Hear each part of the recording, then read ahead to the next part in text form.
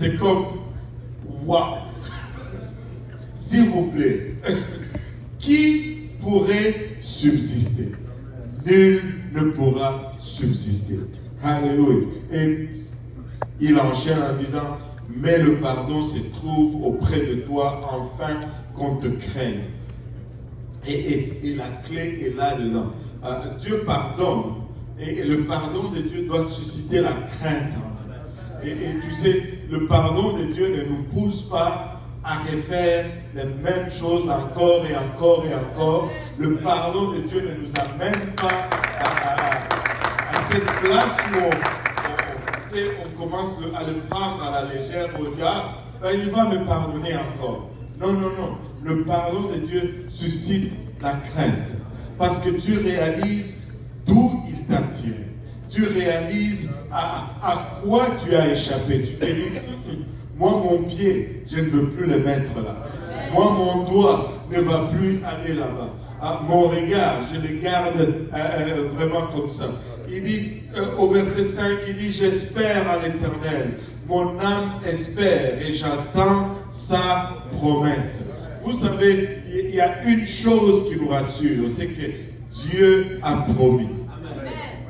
Dieu a promis. Et quand Dieu promet, il réalise. Il n'est pas un homme. Nous avons une promesse de sa part. Il dit, j'espère à l'Éternel, mon âme espère et j'attends sa promesse. Alléluia. Si nous pouvons tenir au milieu de nos tribulations, c'est parce que nous avons une promesse. Si nous pouvons persévérer au milieu de toutes nos épreuves, c'est parce que nous avons une promesse. Je vais revenir à la promesse. On va garder la promesse juste là, dans un coin, au fond de notre cabeza. Alléluia. Je parle même espagnol. Alléluia. Et il continue en disant, mon âme compte sur le Seigneur. Je ne sais pas pour vous. Il dit, mon âme compte sur le Seigneur plus que les gardes ne comptent sur le matin, que les gardes ne comptent sur le matin. Il est dit 2 fois. Vous savez, quand je ne sais pas pour vous, peut-être ici, on n'a pas vraiment le sens de ceci. Mais dans les pays d'où la plupart d'entre nous venons, il y a ce qu'on appelle les bandits qui viennent la nuit. Et ils vont venir, et ça leur est égal de faire du bruit. Et parce que même s'ils font du bruit, les voisins ne vont même pas se lever pour secourir. Ils vont briser la porte. Ils vont rentrer, ils vont prendre tout ce qu'ils veulent prendre, et ils vont partir. Et quelqu'un qui est en service de garde, quand le jour se lève, il fait ouf, alléluia, une nuit de passé. Et il a hâte au lever du soleil. Il anticipe, il espère que le lever du soleil vienne rapidement. Et je me rappelle d'une histoire qu'on s'est racontée toujours. Apparemment, c'est de nuit d'été chez nous, c'est chaud.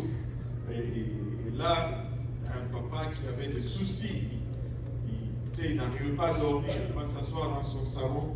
Comme il faisait chaud, il ouvre la fenêtre, il est assis sur son fauteuil à côté de la fenêtre. Et là, il y a quelqu'un qui rôdait. Il voit, oh, une fenêtre ouverte.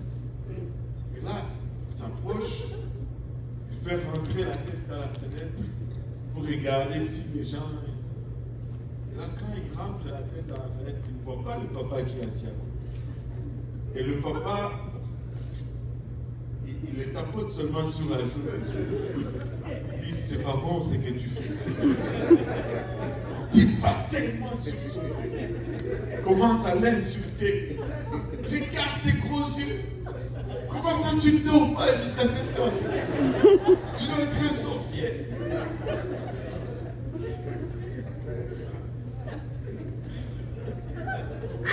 Quand tu gardes dans ces conditions, tu as hâte que le soleil se lève.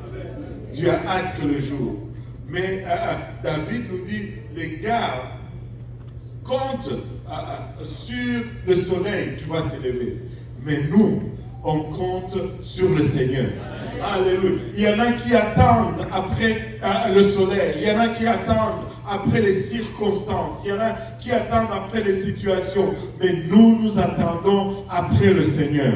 Parce qu'il veille sur nous durant le jour et il veille sur nous pendant la nuit. Alléluia. Il veille sur nous en toutes circonstances. Alléluia. Il n'y a pas un temps où il ne veille pas sur nous. Mon âme compte sur le Seigneur.